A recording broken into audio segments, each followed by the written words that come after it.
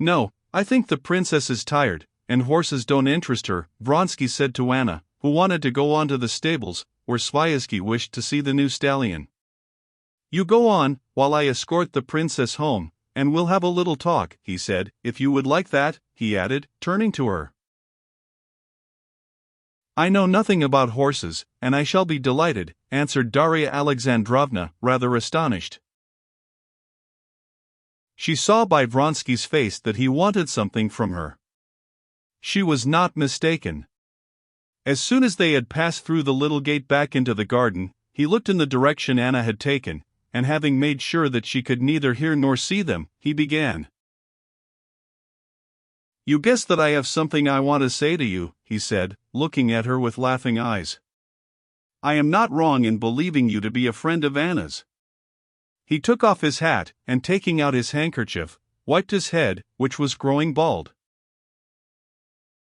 Darya Alexandrovna made no answer, and merely stared at him with dismay. When she was left alone with him, she suddenly felt afraid. His laughing eyes and stern expression scared her.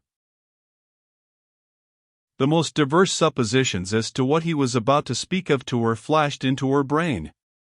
He is going to beg me to come to stay with them with the children, and I shall have to refuse, or to create a set that will receive Anna in Moscow. Or isn't it Vasenka Veslovsky and his relations with Anna? Or perhaps about Kitty, that he feels he was to blame? All her conjectures were unpleasant, but she did not guess what he really wanted to talk about to her. You have so much influence with Anna, she is so fond of you, he said, do help me. Darya Alexandrovna looked with timid inquiry into his energetic face, which under the lime trees was continually being lighted up in patches by the sunshine, and then passing into complete shadow again. She waited for him to say more, but he walked in silence beside her, scratching with his cane in the gravel.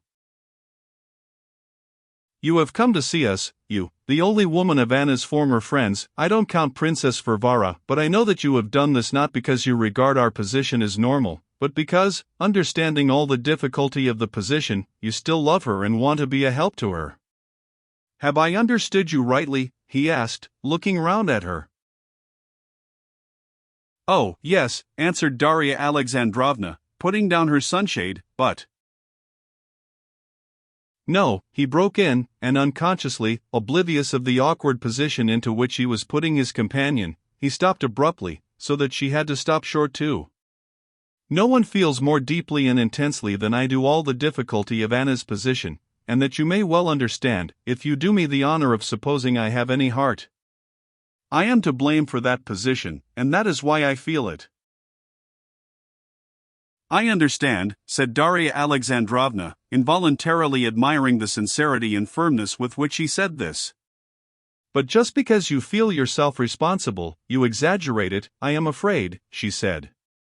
Her position in the world is difficult, I can well understand. In the world it is hell, he brought out quickly, frowning darkly. You can't imagine moral sufferings greater than what you went through in Petersburg in that fortnight, and I beg you to believe it. Yes, but here, so long as neither Anna nor you miss society. Society, he said contemptuously, how could I miss society? So far, and it may be so always, you are happy and at peace. I see in Anna that she is happy, perfectly happy. She has had time to tell me so much already, said Darya Alexandrovna, smiling, and involuntarily, as she said this, at the same moment a doubt entered her mind whether Anna really were happy. But Vronsky, it appeared, had no doubts on that score. Yes, he said, I know that she has revived after all her sufferings. She is happy. She is happy in the present. But I am afraid of what is before us. I beg your pardon, you would like to walk on? No, I don't mind. Well, then, let us sit here. Darya Alexandrovna sat down on a garden seat in a corner of the avenue. He stood up facing her. I see that she is happy, he repeated, and the doubt whether she were happy sank more deeply into Darya Alexandrovna's mind. But can it last?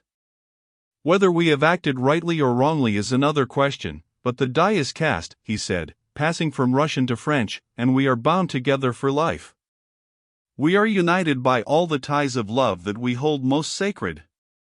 We have a child, we may have other children. But the law and all the conditions of our position are such that thousands of complications arise which she does not see and does not want to see. And that one can well understand. But I can't help seeing them.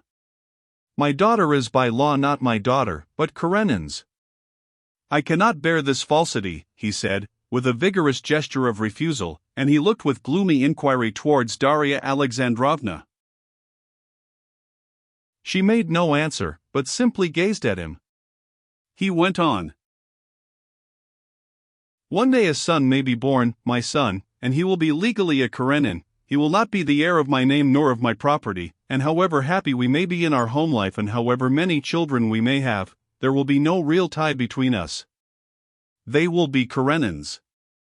You can understand the bitterness and horror of this position. I have tried to speak of this to Anna. It irritates her. She does not understand, and to her I cannot speak plainly of all this. Now look at another side. I am happy in her love, but I must have occupation. I have found occupation, and am proud of what I am doing and consider it nobler than the pursuits of my former companions at court and in the army. And most certainly I would not change the work I am doing for theirs. I am working here, settled in my own place, and I am happy and contented, and we need nothing more to make us happy. I love my work here. Ce n'est pas un pis-aller, on the contrary. Darya Alexandrovna noticed that at this point in his explanation he grew confused, and she did not quite understand this digression, but she felt that having once begun to speak of matters near his heart, of which he could not speak to Anna, he was now making a clean breast of everything, and that the question of his pursuits in the country fell into the same category of matters near his heart, as the question of his relations with Anna. Well, I will go on, he said, collecting himself. The great thing is that as I work I want to have a conviction that what I am doing will not die with me, that I shall have heirs to come after me, and this I have not. Conceive the position of a man who knows that his children, the children of the woman he loves, will not be his, but will belong to someone who hates them and cares nothing about them. It is awful. He paused, evidently much moved. Yes, indeed, I see that. But what can Anna do? Queried Darya Alexandrovna. Yes, that brings me to the object of my conversation, he said, calming himself with an effort. Anna can, it depends on her. Even to petition the Tsar for legitimization, a divorce is essential. And that depends on Anna. Her husband agreed to a divorce. At that time your husband had arranged it completely. And now, I know, he would not refuse it. It is only a matter of writing to him. He said plainly at that time that if she expressed the desire, he would not refuse. Of course, he said gloomily, it is one of those pharisaical cruelties of which only such heartless men are capable. He knows what agony any recollection of him must give her, and knowing her, he must have a letter from her. I can understand that it is agony to her. But the matter is of such importance, that one must pass her par dessus tout ces finesses de sentiment. Ilva du bonheur et de l'existence d'anité de ses enfants. I won't speak of myself, though it's hard for me, very hard, he said, with an expression as though he were threatening someone for its being hard for him. And so it is, princess, that I am shamelessly clutching at you as an anchor of salvation. Help me to persuade her to write to him and ask for a divorce. Yes, of course, Darya Alexandrovna said dreamily, as she vividly recalled her last interview with Alexei Alexandrovich. Yes, of course, she repeated with decision, thinking of Anna. Use your influence with her, make her write. I'm almost unable to speak about this to her. Very well, I will talk to her. But how is it she does not think of it herself, said Darya Alexandrovna, and for some reason she suddenly at that point recalled Anna's strange new habit of half-closing her eyes.